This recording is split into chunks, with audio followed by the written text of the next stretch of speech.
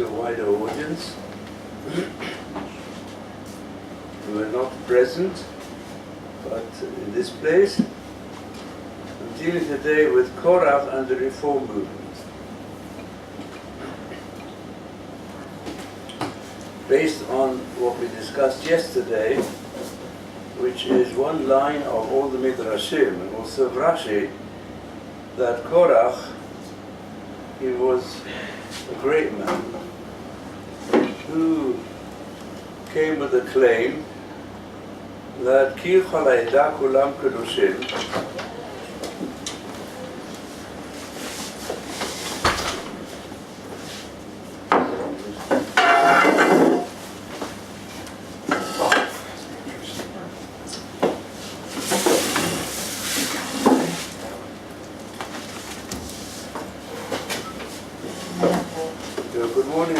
today I'm carrying on from yesterday's shiur, where we dealt with one of the approaches adopted by the Midrashim concerning what was the root of the rebellion of Korach. We explained Korach means a bald patch, and he created a bald patch in the way of receiving the Torah. His claim was Ki Chalaida Kulam Kedushim, that since all the people of Israel, they heard the Decalogue, which contained the roots of all the mitzvot, therefore his claim was that the mitzvot which were given directly to the people by Hashem, they all heard it. And everybody should be given an equal voice in making decisions who's going to take over the organization and leadership of the nation. So why with Moshe and Aaron, why did they choose different people? And they said, maybe this is not from Hashem. And all that's from Hashem are the commands that Hashem gave. And that's the essence, what he said, Ki Chalalam Kulam Kedushim. All the people are a holy people. And therefore we should try to decide things by a majority of all the people. Each one is holy, each one has a different point of view. We agree that those who don't accept the revelation of Hashem and the Decalogue, they are not really, they don't want to accept what they actually heard when Hashem spoke to them. So they're not included. But anyone else who heard, surely, especially if they are amongst them scholars, great people, they should be counted equally to anyone else. And after all, he came from the tribe of Levi, and not only that, his task was to carry the Holy Ark. It was at a very high level. It's on a Aaron. And therefore he gathered with him also many others who thought similarly. So here, in fact, he criticized Moshe and Aaron on the basis of the opposite of their true qualities. Torah gives testimony that Moshe was the most humble of all people. And he said, what do you mean most humble? He and Aaron, the ones who make all the decisions, who's going to take over leading positions. So we explained already yesterday, following these Midrashim, that this explains the two examples which are hinted at in the Chumash of the way in which, in the form of, this is going on today, in the form of making a big publicity campaign for the truth of his claim. So he said, if you have a tzitzit, which as a string of sky blue reminds us of Hashem, it's on a very high level. So if you have a garment that's totally made of the sky blue, woolen garment, then surely you don't have to have extra tzitzit. What lies behind this? We say, well, we need these leaders in order to to make decisions. And, you claim, they claim that Hashem told them, but his claim was, who said Hashem appointed you to be the leaders? Especially if amongst the wider community there are also great scholars. There are people who have a garment, kulam kadoshim, they're all holy. That means the totality of the people of Israel could be in a situation, they're all holy. They're all techelet. Why do you need an extra string to remind them of Hashem? If they, all of them, betocham Hashem, Hashem is in their midst, they're all part of the holiness of the people of Israel. And similarly it says, okay, if you've got a house which is just filled with nice furniture, then you can make a claim. You need a mezuzah, which is 2 sections from the Chumash, small sections, which are inscribed on the door. So the house, and also the same place, Bisharecha, the towns, should be dedicated to Hashem. So you need leaders to remind you. You need a certain sign when you go in and out to remind you. The house, and when you're putting on garments, you need something to remind you of Hashem. But what happens if the house is filled with Sifrei Torah that contain all the passages in the Chumash and many other commentaries as well? Why do you need a mezuzah? Sure, you don't need a mezuzah.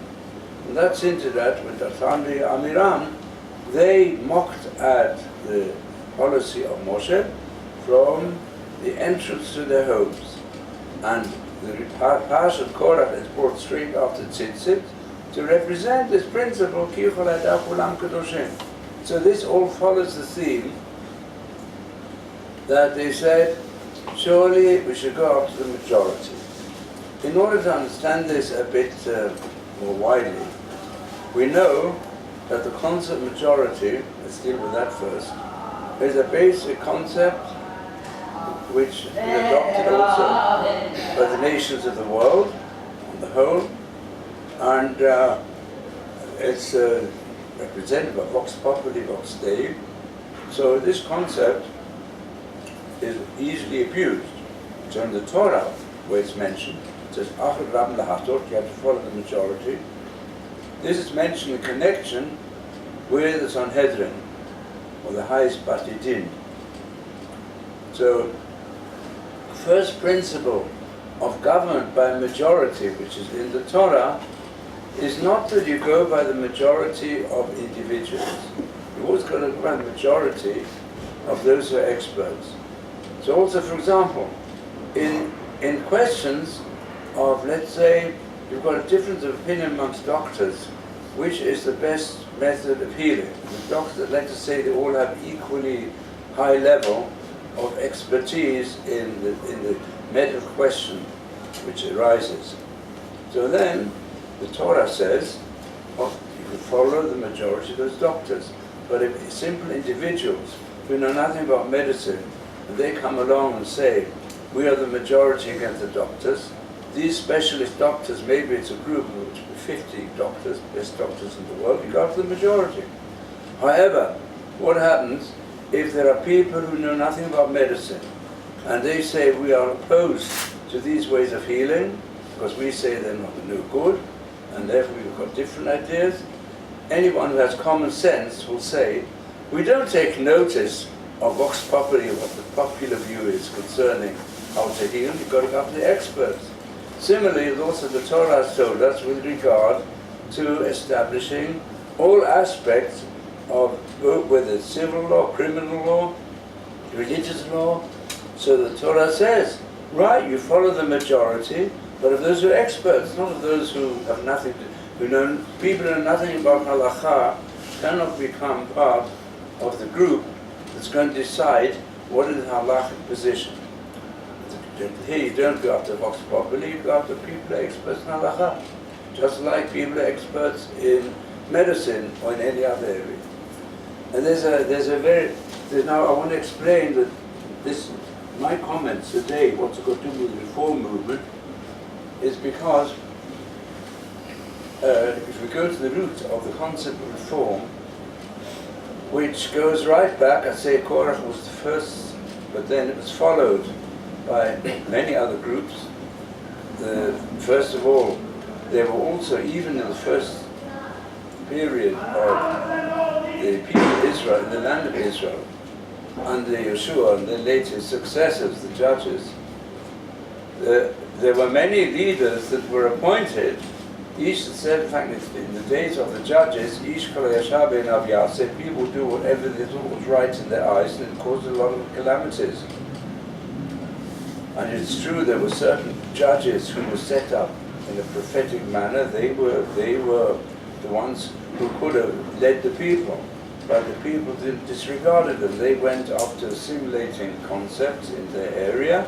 They started also, many of them, worshipping the Baalim, the gods of the Canaanites, the Philistines, and so on. So therefore, the government of the time of the judges created a lot of chaos. So there came the period of Shmuel HaNavi, and King Shaul, and then King David, and so on. And then there was established the Sanhedrin. They made decisions, but there were a lot of ups and downs in the time of the first temple period. And the same continued all the way through Jewish history. In the first temple period, it was assimilation to the gods of the nations, and there were many false prophets who in part accepted Canaanite Baal worship.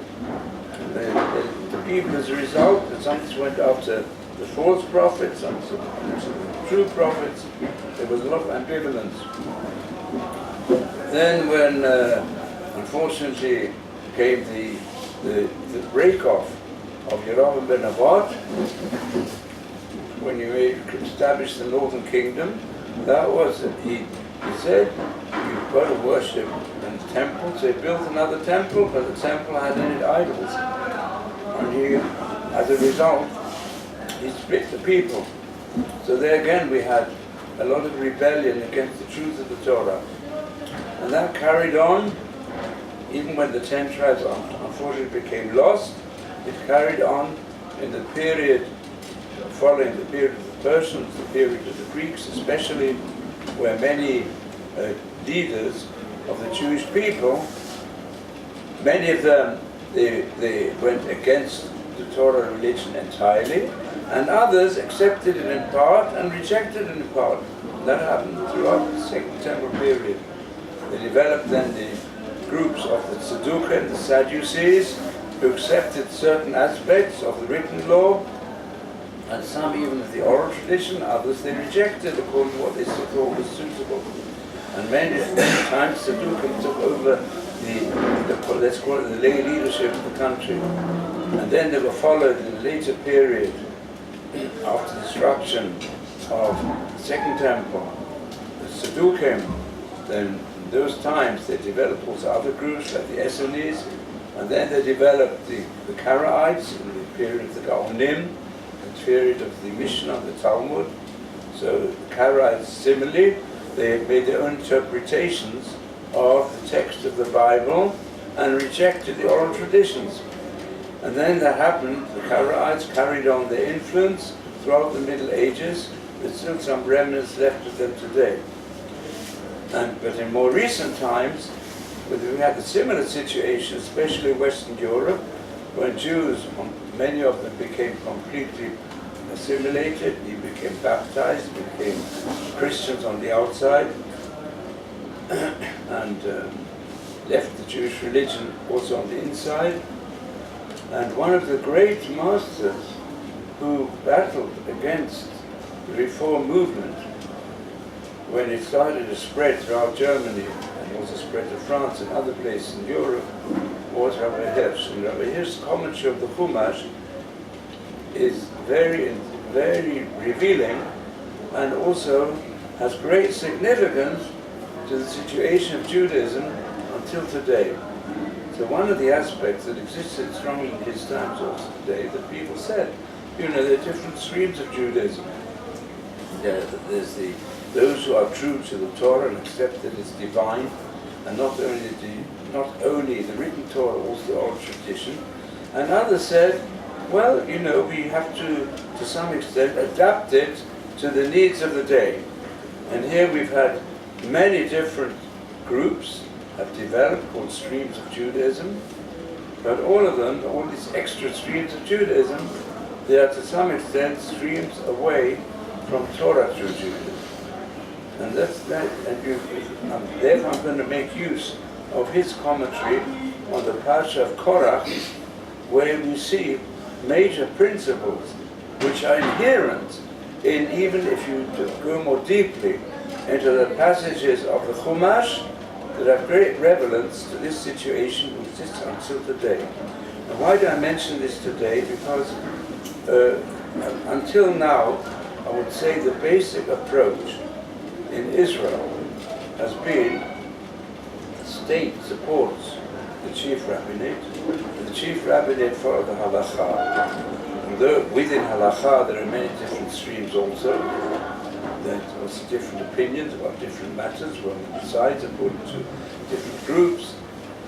Let us say amongst the Sephardi traditions of the communities, there have hardly been any inroads of reform. There are also some Sephardi communities became more assimilated, but the recognition existed. There's one tradition of the basis of the written Torah combined with the oral traditions, and the decisions there are left to the great Rabbanim who led the Sephardi communities. But in the Ashkenazi communities, especially in Germany and afterwards in America, and other parts of Europe, and then also went to Eastern Europe, it became acceptable that you can be a good Jew, and you can believe in some things of the Bible that you're ready to accept, and other things that you can reject. And even rabbis themselves, rabbis came and said, yeah, we believe that you can pick and choose, and therefore different streams have developed. So let's say in America today, which is the biggest population of one so-called empire, so-called nation, where they've developed in the last 150 years, they've developed conservative Judaism, which accepts many traditional aspects, also the old tradition, but rejects whatever in different groups they happen to think is a way in which you can adapt the halakha to change it in different ways. And then there's Reform Judaism. There's even, let's say, on theological seminary, there's also developed called Reconstructionism. Reconstructionism, in fact, I'll tell you, it's remarkable that the leader of the Reconstruction movement, the founder, in fact, was Kaplan, who, when I was a youngster, I read his introduction and seriously short and was very impressed with it. Then afterwards, a bit later on, I read his book, where he says that, Jews, we have to keep to folk customs, but because he was speaking of the name he thought of modern science, which was falsification, but without really knowing science thoroughly, he said that in our modern age we can no longer accept the truth of God. In other words, he says, right, Reconstructionism, in his view, if you read his major book that he wrote, he says that the concept of Judaism is a way of life. You have to keep it because these are the folk ways of the Jewish people, but you don't have to accept that God revealed himself because we don't believe in an absolute God anymore. That's Reconstruction, it's under theological seminary. But at the same time they had in theological seminary, they had also they had some great scholars there as well who believed in Torah min hashamayim in every aspect. But conservative Judaism, as distinct from Orthodox Torah through Judaism, always accepted the framework of halakha as being the basis. You can't call it, there are many dogmas in Judaism, it's true, but it's a basic axiom of the Jewish faith. It's that God's teaching is absolute. And God has given it over to the greatest scholars of the Jewish people in the halakha. He established a way of life of the Now, I've got a special personal connection with this because when I was a rabbi in England, so there was also a learned rabbi who originally was completely Torah Jew Orthodox, but he also produced books and started teaching. You don't have to accept as an Orthodox Jew that the Torah is given by God. And there are all sorts of, I would say, distortions of what is said in the oral tradition. And so he established in England also what he called the conservative movement, which didn't exist beforehand. And anyone who's interested at that time, since I knew this person well and I had a lot of connection with him, so I discussed it with him as well for quite at length. So I produced the book, which you will find on our website, anyone who's interested, called Torah Min HaShamayim, where I just bring many sources for the whole concept, the basic of Judaism. The only historical and logical definition of Judaism is acceptance of the divine code which God has given to the people of Israel, which also includes the universal code for all human beings. And this is a divine code which is given in the words of the Pentateuch and given in the oral traditions that accompany it. And anyone who doesn't accept that, it's not really Judaism. Because if you analyze it historically, Christianity in its early days was also the same thing. The early Jews who accepted, and there weren't so many of them, but those who did accept Christianity at the beginning were Jews who kept hold of the mitzvah, and they recognized the truth of the oral tradition as well, but they had said the Messiah has already come. And some of them even began to believe the Messiah is the Son of God. But they said that in their practice, they practice Judaism, like the J for J today, do the same thing. There are many J for J who say the Torah is true, we have to keep all the mitzvot, but we have to believe that the Messiah has come, and the Messiah was the Son of God. Even today, I mean, I've dealt with also in different situations, dealt with some missionaries against the Torah who tried to entice young people to the way of life of Judaism. So they were doing Kirov, but in a hidden way, they were doing Kirov for J for J. And even they made proselytes for J. That's going on until today. So Reformed Judaism is also a similar type. And where do we find it first mentioned? In the Pasha of Korach. And here, the commentary of Hirsch is so significant that I'm not going to go into this, but maybe first I'll see if you've got any questions on this subject or comments. So the Messiah is not the Son of God. Mashiach is not the Son of God. We're all the sons. Huh? We're all the sons and daughters. Yes, in a certain sense, yes.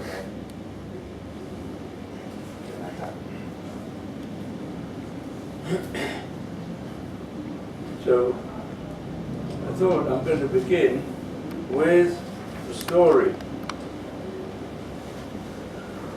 I don't know if you've ever heard of the Baal Shem Tov of Michelstadt. And if you heard of him?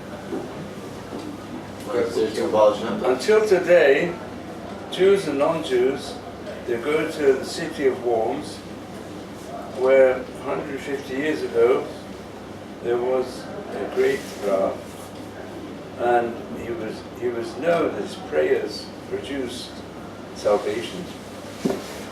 And Jews came, not only Germans, from all over, and Christians also. They came to pray at his grave. And in fact, today, the grave site of this Baal Shem, it's called the person who had the name of a miracle worker, is looked after by some non-Jewish admirers. They look after it very much. Anyway, he was a big genius.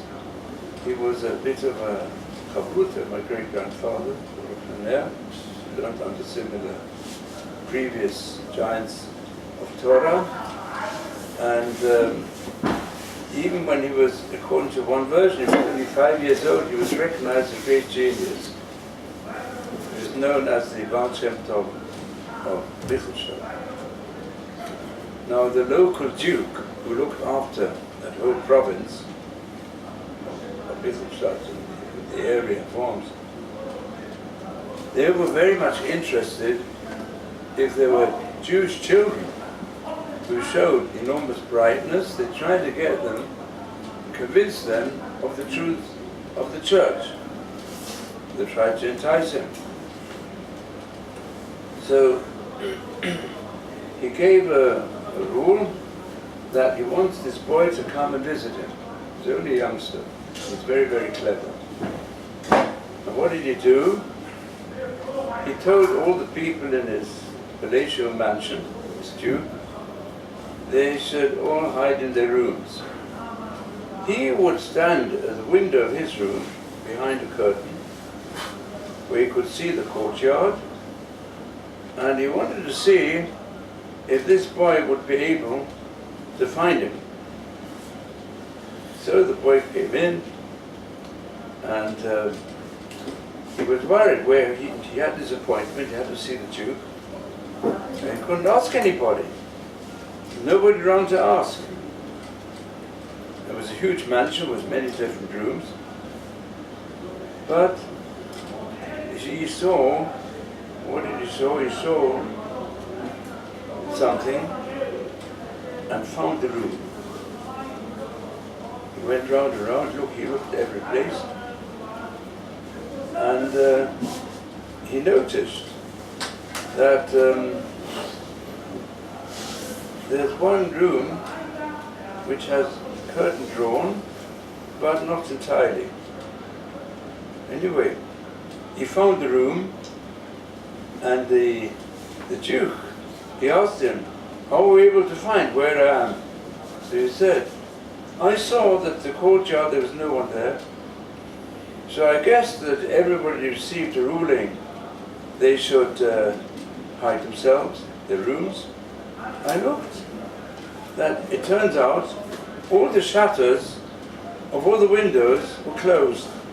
There's only one shutter which is open, had a curtain. So I thought to myself, there's one place where there's no shutter, there's only a curtain, so probably that's the place of the Duke, because the Duke wants me to guess where I am, so I guessed it. So he thought, okay, I can see this boy is very, very clever. So he asked him, it says in your Torah, you should follow the majority. You the Bible, that's Jew. So you have to follow the majority. So he says, who's the majority in our area? Is it Jews or Christians? He says, well, Christians are the majority. The Duke says to him, in that case, according to your Torah, you've got to all become Christians. You've got to follow the majority. You are a small minority amongst all the Christians. They outnumber you by 100 to 1, even more. So the boy laughed and he said, look, what happened? Look, he gave an example. He said, I can see that you commanded all your servants, and you've got about 100 servants in this mansion. They should hide. They shouldn't be in the courtyard and show me the way.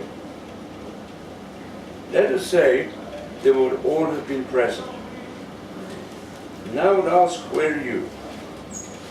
And 3 of them will tell me, go to the first floor. 10 will tell me, go to the second. Where would I go? I'd go to the majority. I'd go to the second floor. So we go all over. We'll quite follow them. There are different views amongst all the servants where I can find you. So I would have gone out the majority.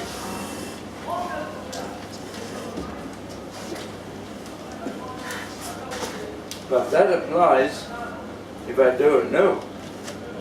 But when I do know, through a different sign,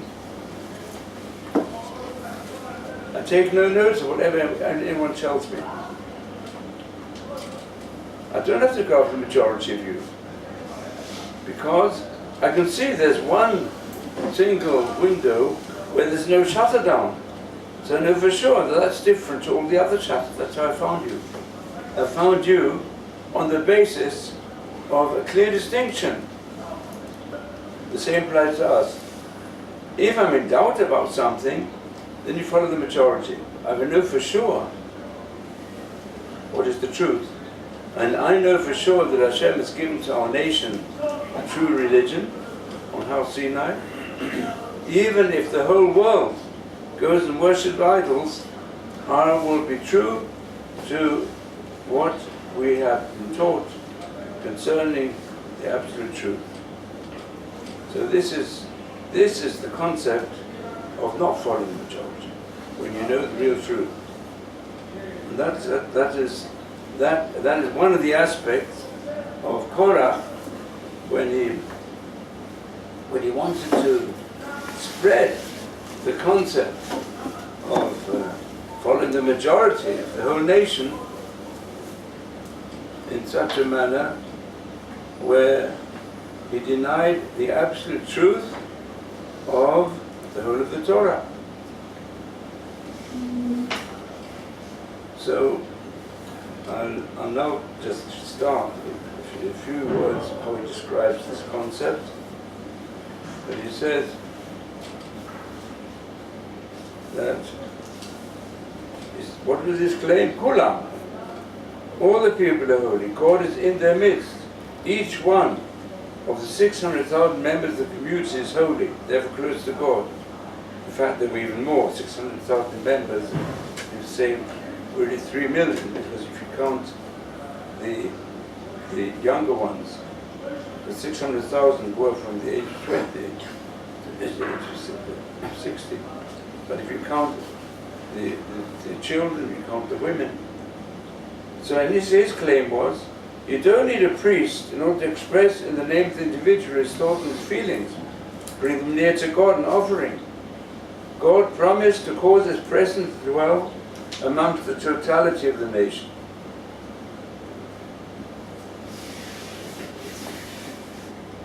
So the basic premise of Korach's revolt is false. Why? Because the Moshe heard and understood the aim and the motive of the claimed accusation made against him, which was the denial of the divine basis of his mission. They arrived in out of jealousy and the seeking of honor, under the pretense of representing the public interest. They wanted to satisfy their own selfish ambitions, and they employed dazzling sophisms that were flattering to the people's self-conceit. So the basic premise was, Kol Ha'idach Kulam Kedoshim, they're all holy. They were all, Hashem says to all of them, Kedoshim Tiyu, you should become holy. The Am Kadosh Hashem. But what does this mean? It means that the people of Israel are sanctified unto God. And with every fiber of their being, as individuals and people, they belong exclusively to God. But they are not yet Kedoshim. It doesn't say Kedoshim Atem. It doesn't say you are holy. It says you've got to become holy. Their task is to uplift themselves to the holy calling. They must not confuse reality with destiny, thinking they're already holy, because they've been sanctified to holy calling. The holy calling should be ever before them as a distant goal, which encompasses the testimony given to them by God, was erected in their midst, giving the holy calling its ideal symbolic representation.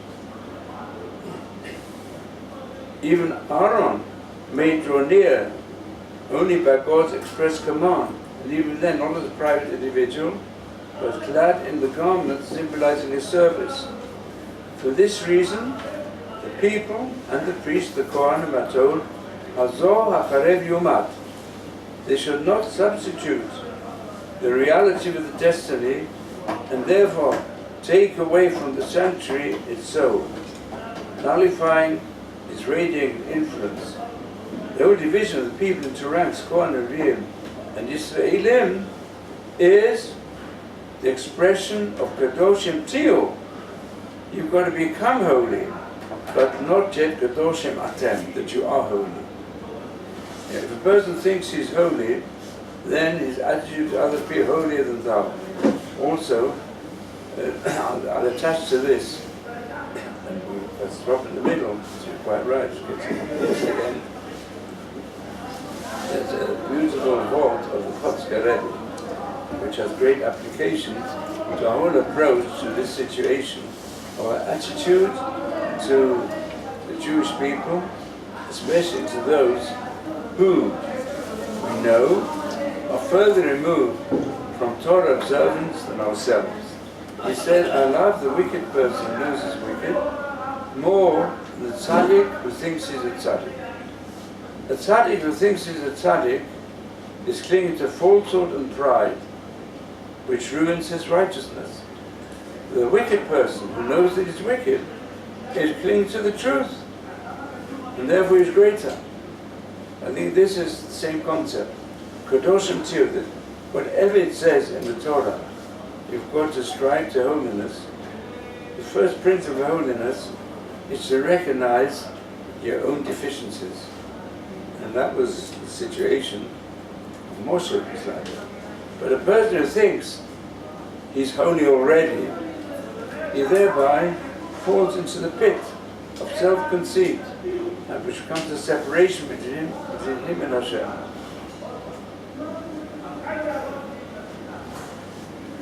So to be continued, but it's time for one question.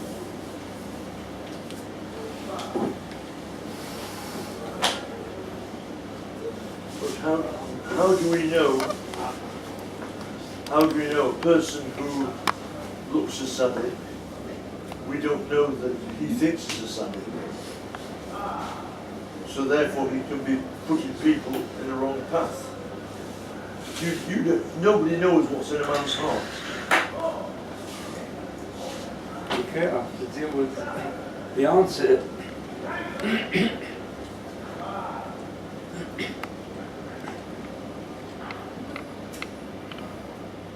The basic answer is, we should not judge other people. Al tadin et chavercha, shetagim komo. The two phrases in Pirkei Avot. You should not judge another person till you've reached his position. And we can't reach another person's position entirely. In a different place. Every person's got his own place, his own situation. So we shouldn't judge. We can leave judgment to Hashem. It's just that, and as if you read the letter of the Ramban, his ethical letter, where he says, you meet a person who does wrong things, you always got to judge on the scale of merit and think he's better than I am. If I would be in his position, probably I would give in to temptations more than he does. And that's the attitude of the great tzaddikim. I mean, we don't need to know whether the person is tzaddik or not. But in our eyes, every person should be considered innocent. Even if he does evil things, we should be done the chav zechut according to the situation. If we are called on in a bet din, it doesn't matter. Bet din, or even Rabbonim, someone have to decide that you can't follow this person's views, because his views go against the Torah. But what goes on inside the person, that's his relationship with Hashem.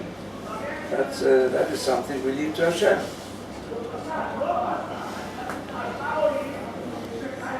But we have to leave other questions to tomorrow.